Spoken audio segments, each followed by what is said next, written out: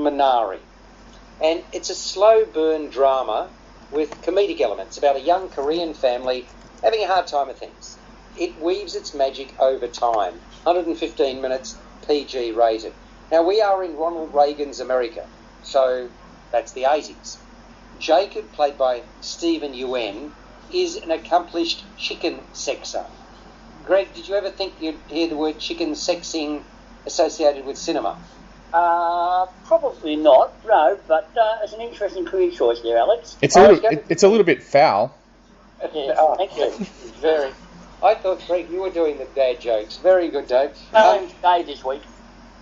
Sorry, say that again. I'm going to leave the dad jokes to Dave this week. Thank you very much. Imagine, what do you want to do when you grow up? I want to be a chicken sexer. Now, before chicken sexers write in, ring in, have a go at us on social media, a perfectly legitimate profession, and good on you. Anyway, Jacob is an accomplished chicken sexer, just like saying the term, who works fast. He does, distinguishing male chicks from the females. Now, I was going to ask, this is an aside, do you ever have transgender chickens? Just asking in this day and age, you've got to be politically correct. Anyway, it's a job he's had for a decade, previously in California, but he's well and truly over it. So it is, he moves his family clear across the country to start a farm on which he intends to grow Korean fruit and vegetables. There's a reason. He's excited about this, by the way, although the same can't be said of his wife, Monica, played by Yeri Han. She's crestfallen because she sees this large trailer on wheels in the middle of a field. That's what confronts her when they first arrive in Arkansas. They're parents to a 7-year-old son called David, played by Alan Kim, who's got a heart condition and is at risk of premature death. And they've also got an older sister called Anne, played by Noel Cho. Apart from anything else, Monica is concerned if something goes wrong with David, who's frequently told not to run because of his ailment, there's no hospital within an hour's drive. Jacob, by the way, doesn't know the first thing about farming, but he's got a good feeling about what he's about to tackle. He wants to capitalise on the 30,000 Koreans who emigrate to the United States each year. Immediately, though, he runs into problems after he fails to pay a water diviner to determine the location of water in his fields. And that's after he tells his son, quote, never pay for anything you can find for free. So Jacob's also reluctant to engage this religious man called Paul, played by Will Patton, who sells him a tractor and knows the land back to front. But eventually he relents. Times are tough, and Jacob and Monica's marriage, which was already in trouble, is now on a knife's edge. The pair constantly at loggerheads. She invites her mother to stay with them and help with the kids, mother played by Yoo Yoon. Fresh off the plane from Korea, this sly, foul-mouthed but loving grandmother has never met David, and he takes some time to warm to her.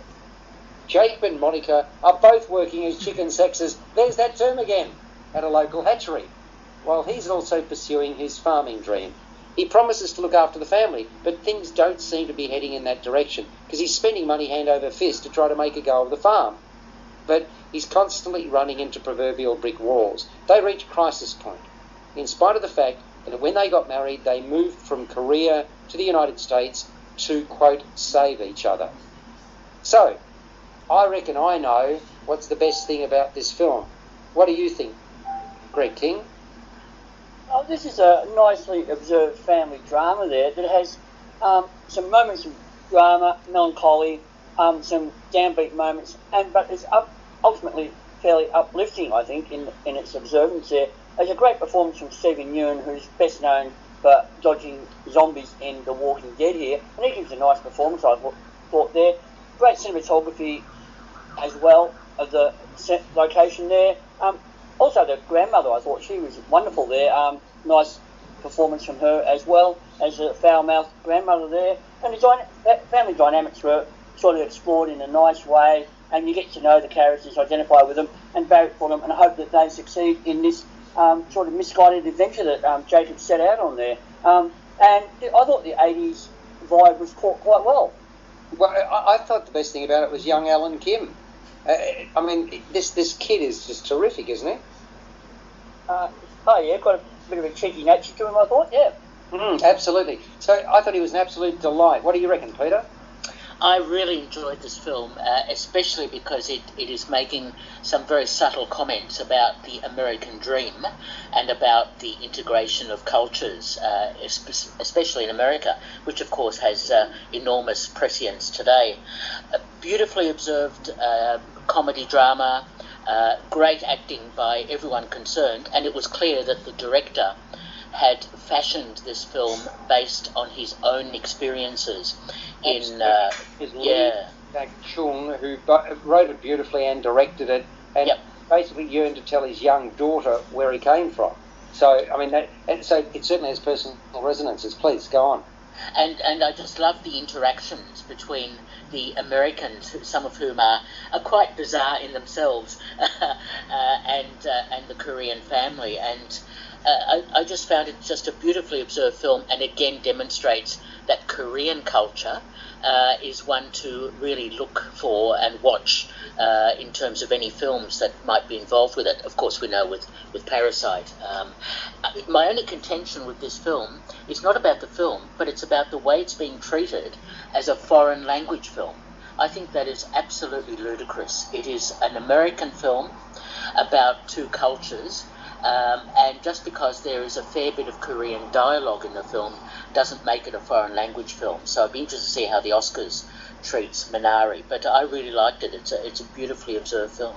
Well, you talked about some quirky Americans. The added bonus is the quirky showing of Will Patton as the farmhand, who's also an exorcist and a religious zealot. It's quite a different role for him. It's sort of unforgettable, isn't it, Dave?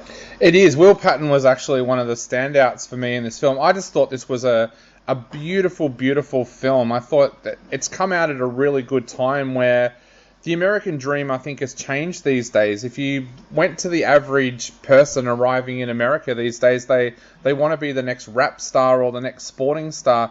I thought it was a gentle reminder of what the American dream actually was for a lot of these people that arrived in America in the 1980s.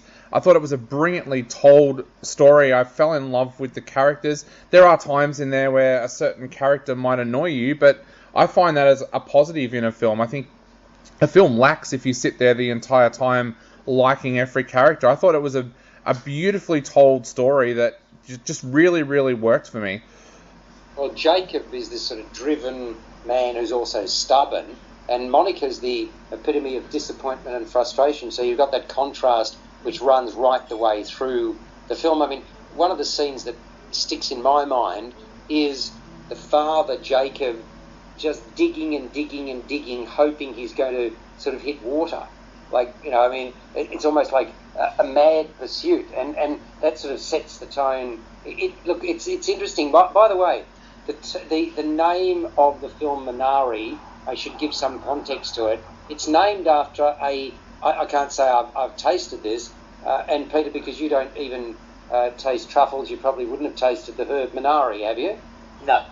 No, it's apparently. No, I'm just, you know, I'm also very narrow-minded, so I must go out and taste it. It's apparently a peppery Korean herb.